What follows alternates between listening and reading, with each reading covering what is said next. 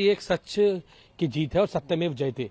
बाबा साहब अम्बेडकर के संविधान की जीत हुई है और उसमें जो सत्य और समानता की बात बाबा साहब ने कही है उसकी जीत होने का काम हुई। और भारतीय जनता पार्टी ने, हम शुरू से पहले दिन से कह रहे थे कि भारतीय जनता पार्टी ईडी और सीबीआई का दुरुपयोग करके आम आदमी पार्टी के नेता अरविंद केजरीवाल जी की छवि को और आम आदमी पार्टी को बदनाम करने की कोशिश कर रही है। और दिल्ली चुनाव में उन्होंने खूब ये ट्रायल चलाया गया, दिल्ली चुनाव के अंदर खूब जगह जगह गली मोहल्लों में उन्होंने करने का काम किया, लेकिन अंत में सच्चाई और ईमानदारी जीत हुई और कोर्ट ने यह कह दिया कि दिल्ली के बेटे अरविंद केजरीवाल, देश के लाल अरविंद केजरीवाल कट्टर ईमानदार हैं, कट्टर देशभक्त हैं। और भारतीय जनता पार्टी को बात समझ जानी चाहिए कि आपने जो ईडी और सीबीआई का दुरुपयोग करने का काम इस देश में किया, ये देश सामने एक्सपोज हो चुका है कि अरविंद केजरीवाल ईमानदारी।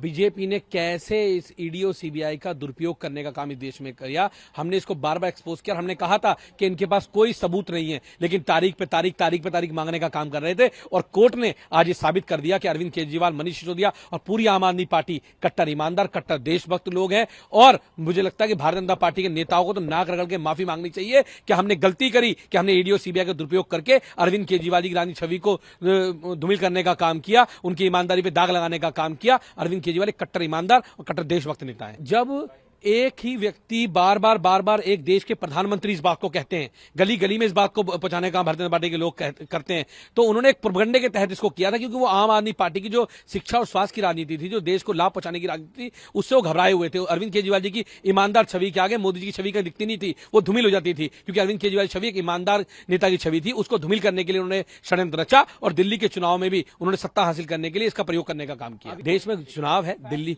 गुजरात के अंदर चुनाव है, पंजाब के अंदर चुनाव है, गोवा के चुनाव है। आम आदमी पार्टी मजबूती के साथ लड़ रही है और भारतीय जनता पार्टी को पता है कि इसके बाद भी आम आदमी पार्टी और तेजी के साथ आगे बढ़ने का काम करेगी, देश के अंदर और तेजी से आगे जाने का काम करेगी। और अरविंद केजरीवाल जी कट्टर ईमानदार नेता है, आज कोर्ट ने भी कह दिया और दिल्ली के लोग, देश के लोग ये समझ गए कि भारतीय जनता पार्टी षड्यंत्र करके उनको फंसाने का काम किया।